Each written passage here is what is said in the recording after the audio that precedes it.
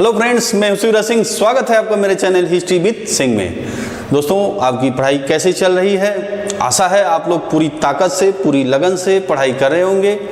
ठीक है, और ध्यान आपको नहीं भटकाना है। ठीक है, पूरी ताकत लगानी है, पूरी फोकस करना है पढ़ाई पे और लक्ष्य प्राप्त करना है। ठीक है, अभी मोबाइल, पिक्चरें, इस सब से पूरा ध्यान हटाना है।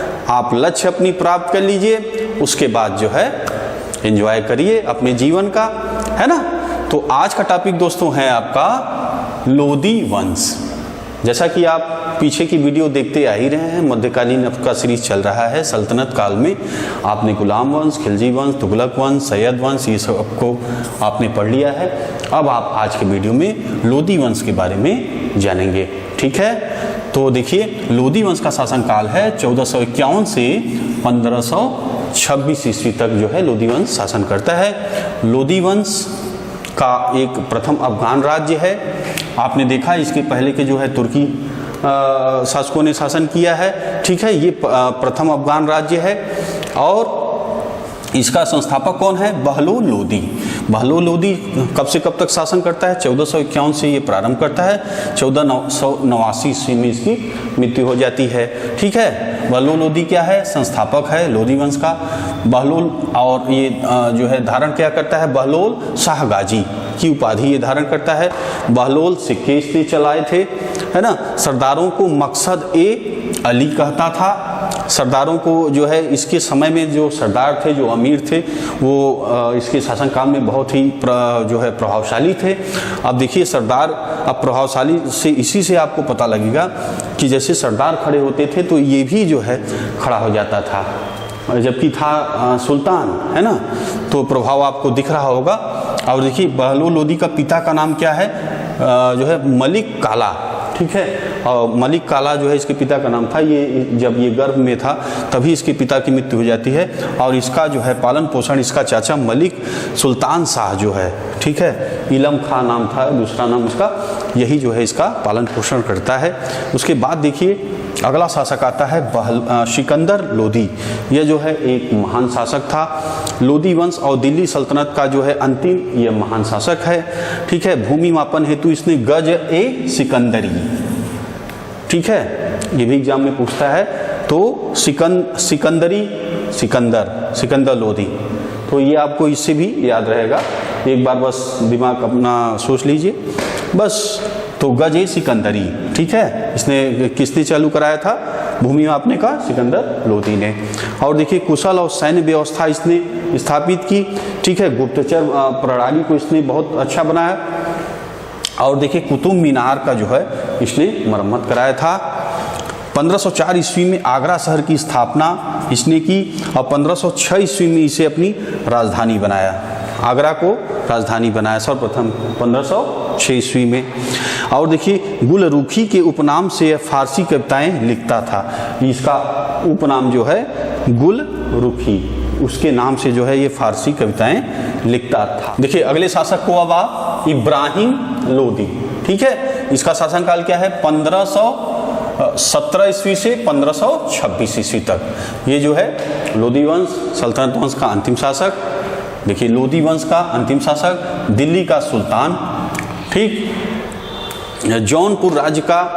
अब देखिए, ये जो है इसके शासन में जो अमीर वर्ग थे वो शासन को दो भाई थे ये लोग, तो दोनों भाइयों में बंटवारा कर देते। एक तो था इब्राहिम लोदी, ठीक, और एक था जलाल खां।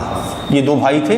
तो गृह युद्ध न हो, संघर्ष न हो, इसलिए जो अमीर वर्ग थे, जो सरदार वर्ग थे, तो शासन को जो है दो भागों में बांट देते हैं। दिल्ली का जो है शासन इब्राहिम लोदी को मिल जाता है और जौनपुर का राज्य जो है जलाल खां को मिल जाता है। तो इस तरह शासन का बंटवारा हो जाता है। तो ये है, ये आप समझ गए। उसके बाद देखिए, 21 अप्रैल 1526 ईस्वी को बाबर और इब्राहिम लोदी में पानीपत का प्रथम युद्ध होता है। इब्राहिम युद्ध में मारा जाता है। ठीक है, कब युद्ध हो रहा है? ध्यान दीजिए, 21 अप्रैल 1526 ईस्वी को बाबर और इब्राहिम लोदी के बीच युद्ध होता है। इब्राहिम लोदी युद्ध में मारा जाता है। और देखिए दिल्ली सल्तनत का यह जो है अंतिम सुल्तान है इब्राहिम लोदी। सत्ता मुगलों के हाथ में चली गई। इसके बाद दिल्ली का प्रथम सुल्तान जो युद्ध भूमि में मारा गया। ठीक है, अब थोड़ा सा बाबर के बारे में समझ लीजिए, कैसे जीतता है वो। देखिए तोपखाना इसके पास एक अच्छी तोपखाना की व्यवस्था थी और कुशल इसने व्यूह रचना की थी, है ना। और रूमी और जो है तुलगमा पद्धति का इसने प्रयोग किया था। और देखिए कुशल तोपची इसके पास दो कुशल तोपची थे, उस्ताद अली और मुस्तफ़ा। ठीक है, और इस अब देखिए जो इब्राहिम लोदी था इसके पास भी बहुत बड़ी सेना थी, लेकिन ये करता क्या है, ये स्थिर पड़ा रहता है। और जो आपका बाबर है ये एकाएक हमला करता है इसके जो है रात में इसके शिविर पे, और इस तरह जो है ये पराजित होता है और ये युद्ध लड़ते हुए इब्राहिम लोदी और मारा जाता है। ठीक है, अब जो है इसके बाद अगली शासन जो है स्थापित हो जाती है मुगलों की। ठीक है, बाबर के नेतृत्व में मुगल जो है इस पर विजय प्राप्त करते हैं। अब मुगल साम्राज्य जो है देखिए शासन अवधि की रहती है 1526 से 1857 ईस्वी तक जो है भारत पर मुगल शासन करते हैं, है ना। और आप मुगल के बारे में आगे पढ़ेंगे, अगले वीडियो में आप दोस्तों पढ़ेंगे कि जो सल्तनत काल था उसमें शासन व्यवस्था कैसी थी, तो उसको आप जो है अगले वीडियो में पढ़ेंगे। उसके बाद जो है सल्तनत काल आपका पूरा हो जाएगा। और भी कुछ अगर आपको जानकारी चाहिए होगी और वीडियो अगर दोस्तों अच्छा लगा है तो लाइक का बटन अभी आप दबा दीजिए, दोस्तों में शेयर करिए। आगे मैं और आपको बहुत ही अच्छी चीज़ें जो है इतिहास से संबंधित आपको देने वाला हूं, जो कि आपके पढ़ाई में काफ़ी काम में आएंगी। ठीक है दोस्तों, तो बस आज इतना ही। वीडियो देखने के दोस्तों बहुत बहुत धन्यवाद।